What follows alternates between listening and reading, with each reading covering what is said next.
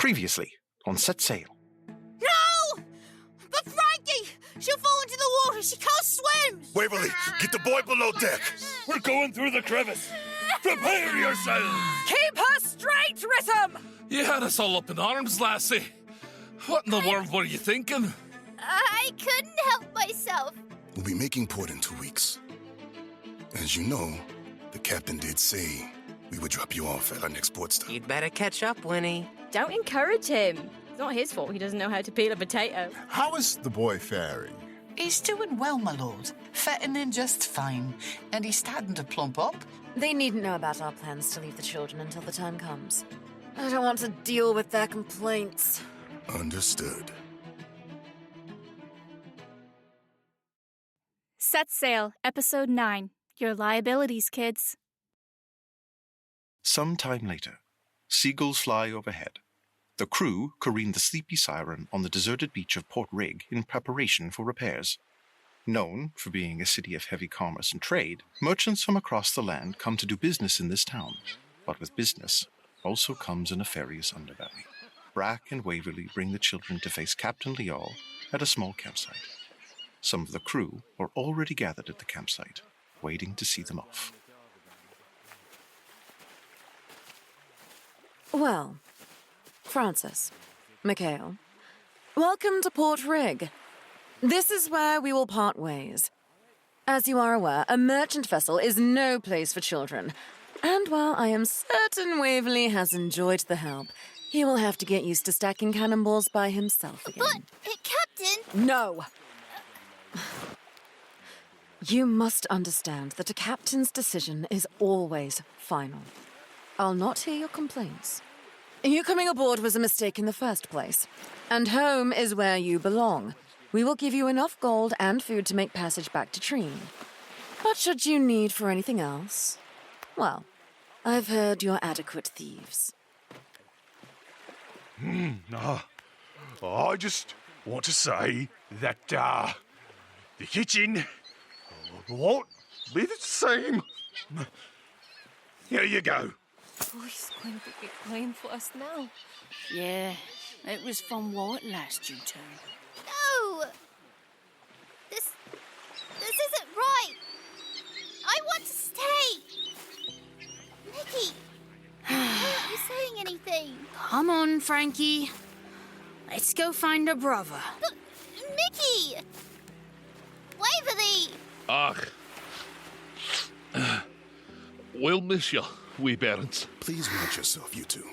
Port Rig is in Treen, and there are worse things that can happen to thieves if they're caught up there. There is a road just up the beach that will lead you into the city. Yeah, thanks. Come on, Frankie.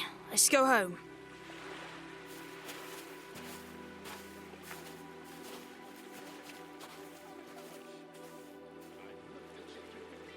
Captain, are you certain this is the right course? I suppose we'll see, won't we? Aye.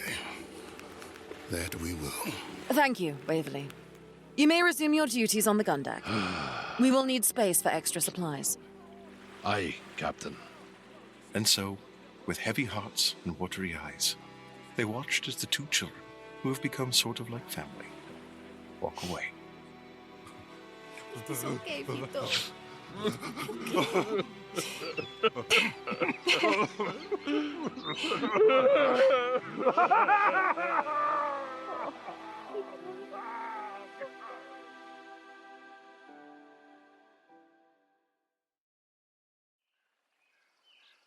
Several minutes later, Mickey and Frankie are on their way towards the strange new town. They've only ever lived and seen a small part of Treen, their home country. This town, albeit a little smaller, is not as bright and lively with familiar faces, but is more serious and business-oriented. Mickey, where are we going now? How are we going to get back home? Can you be quiet, Frankie? No. I don't always have a plan. Not Leo. I never said you were. Stupid pirates. I wish we'd never went after that chicken in the first place. And we didn't even get to eat it. Right! Do you really think they were pirates? Why else would they be sneaking around this island like they are? Why would they not hand us off personally to another sailor to take us home? Good people don't just leave kids to their own devices, Frankie. Well, they did say they have an important task that we can't join in on. And you don't find that suspicious? They careen the ship on a deserted part of the island with no dock and tell us to bugger off so they can do some secret stuff without us. You know, you kind of sound like you miss them a little. What? Absolutely not. Mm-hmm. I just don't enjoy being tossed out with no plan, no idea where to go. But you do have an idea. We go home. We find Leo. Leo. This is all his fault. That's not fair. He saved us. Did he? At least if we'd been caught together, we'd be together. Or we could all be dead, Mickey. We don't know what happened to Leo. Don't you dare say that. It's true. Why am I the only one who has to think logically?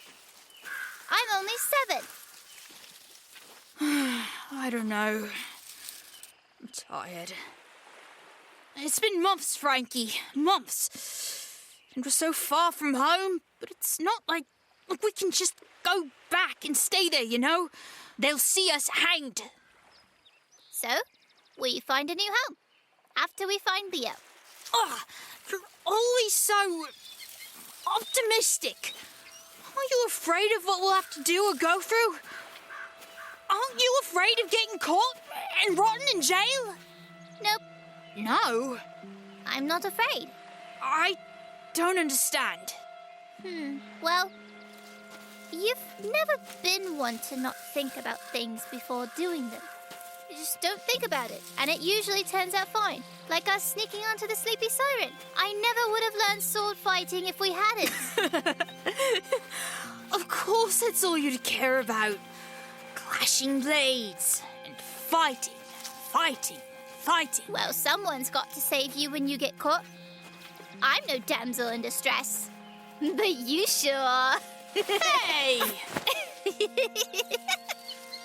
I guess I do tend to just be cautious. And there's nothing wrong with that. You're right. That's why we all work together. Exactly. You're the cautious one, Leo's the smart one, and I'm the fearless one. Oh, you trying to tell me I'm not smart? If the shoe fits, as Mr. Norman would always say. I should throw you in the ocean and leave you there. I'd love to see you try, you damsel.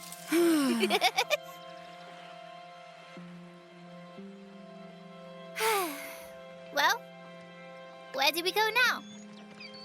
I suppose we need to find a sailor to take us back to Treen. Right. And,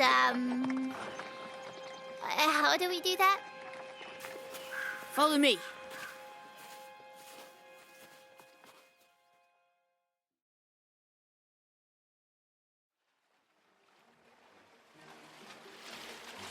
I work with my hands down to the bone, and when I claim muck, I'm all alone. What the devil are you on about? Won't I let, but never in not, from a screamer will tear off the gloopy snot. That doesn't even rhyme. Yes, but it's bloody. No, my best work. Oh, come off it, Finn. At least he's working. I'm working. I just haven't made it over this side of the ship yet. When the barnacles are scrape, I think of a crepe and one with strawberry jam. You see, Millie? The man's senile. Hey, Pete, would you shut up? That racket is making my ears bleed. What a crepe right now. Do you want some cotton for those virgin ears?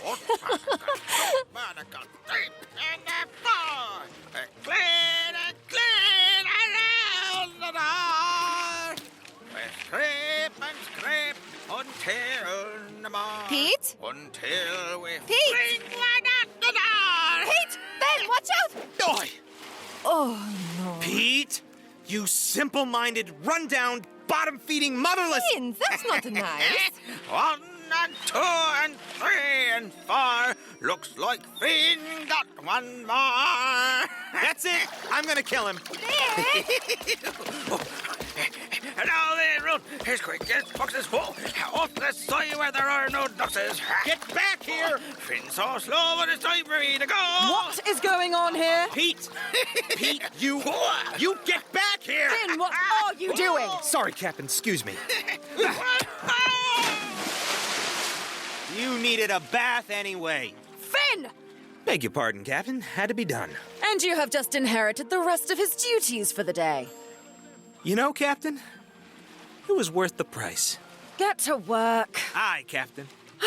Some days it's a wonder this crew is as capable as they are. They have to unwind somehow. Report, Quartermaster. No sign of the ship yet. Curious that we beat them, but let's give them a day or two. What shall we do if they don't arrive? We go hunting. We go hunting.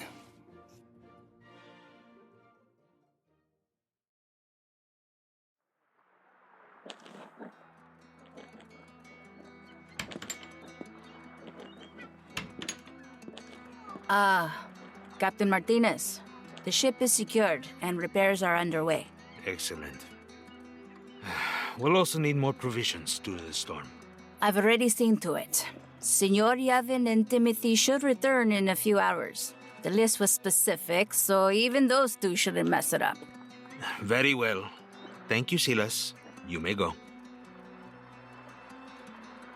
Is there something else? Oh, apologies, Captain. But with our current cargo, are we certain it's wise to have stopped at Scuttle's Cove? Of course it isn't wise. This place is a spider's den, but it is necessary. The storm was not kind to the Sea Viper, and unless you're willing to fell trees for wood yourself, we do need the supplies that could only be found here. Are you questioning me, Quartermaster? No, sir. My concern is only for what's in our hold. The sooner we make Port Rig, the better. Your concerns are noted, Quartermaster Silas. Now leave me. Of course, Captain.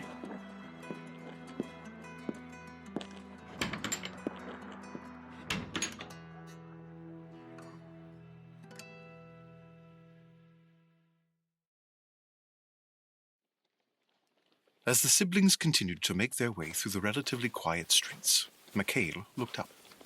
The day was wearing on them, and they were still nowhere close to finding either a sailor or somewhere to sleep. I'm getting hungry, Mickey. So am I. We need to find a place to stay the night. What about that place there? With a full guard standing outside it? Yeah? What's wrong with it? And how do you know they're guards? I don't see any weapons on them. Each one is hiding a dagger or two. How do you know that? Look at their tunics. So? Dad always said if there are slits on the sides of the tunics, especially with the bulkier men, they're always hiding weapons. Dad had made a few of that. I wish I could remember some of the things Dad said. Yeah, well, I wish he was here now. Well, we have bigger things to worry about.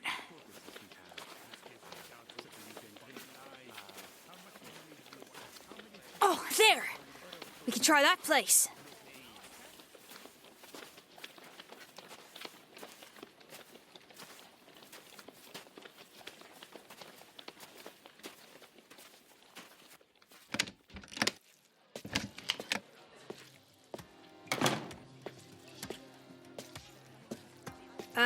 Excuse me? Yes. Do you have any rooms for the night? A little young to be honeymooning, aren't you? My sister and I would like a room. How much? Well, little ones, that's some attitude you have there. Do you have a room or not? I do, but not for anyone who can't pay. We do have a coin. Well, where did the two of you get that? Inheritance. You don't say. There's a room in the back. It's not pretty, but it's dry and warm. Arda! What? Would you show these two to their room? Back of the hall. What do I look like, huh? Do I look like the help to you? Do I? Now, woman! We will have word after this, you and I. Come, you two. Let me show you to your room. And away from this old boorish of a husband, huh? Oh, thank you. You're very lovely. And I love your voice. At least the smaller one has manners. For you, little one, I bring food. Yes! I'm starved. Where are you two from? We don't want your pleasantries. Mikhail, she's just being nice. Hush your mouth. It seems you are a very reserved young man. That's good. You need to keep your wits about you in this place. Is it, bad town?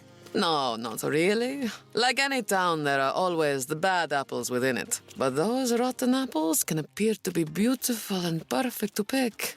Until you get too close. I see. Does that mean you're serving us apples for supper? I like you, young one. Here. Well, let us know if you need anything. I'll be back with food later. This room is huge. Mickey, it has a fireplace. Well, you did pay for the most expensive room. What? Why, that old no-good, smelly, dirty, rotten geezer!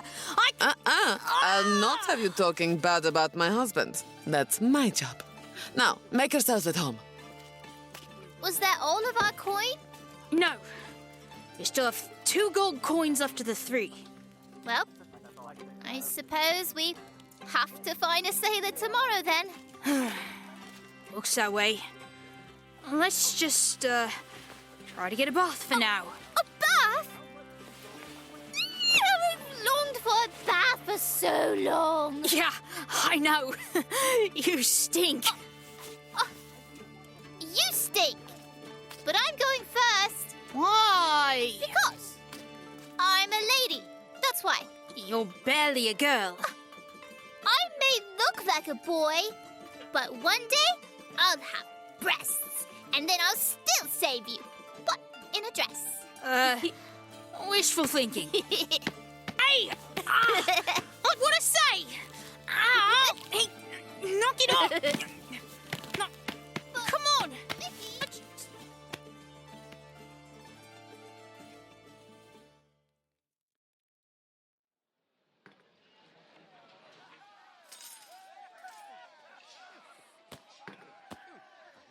Did they tell you where they're from? No, and I didn't push. Hakim will know they're here. Then I suppose we need to keep quiet and make them leave first thing tomorrow. Yes. Yes. They seem like decent children.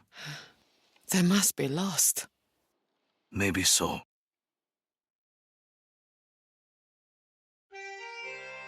Thanks for listening to episode 9. For the next episode, does the innkeeper Ikram listen to his wife and not tell this Hakim about the children? Or does he give in to his fear and divulge this information? Cast your vote by the deadline in the description by leaving a comment or voting in the polls. And tune in next time, me hearties!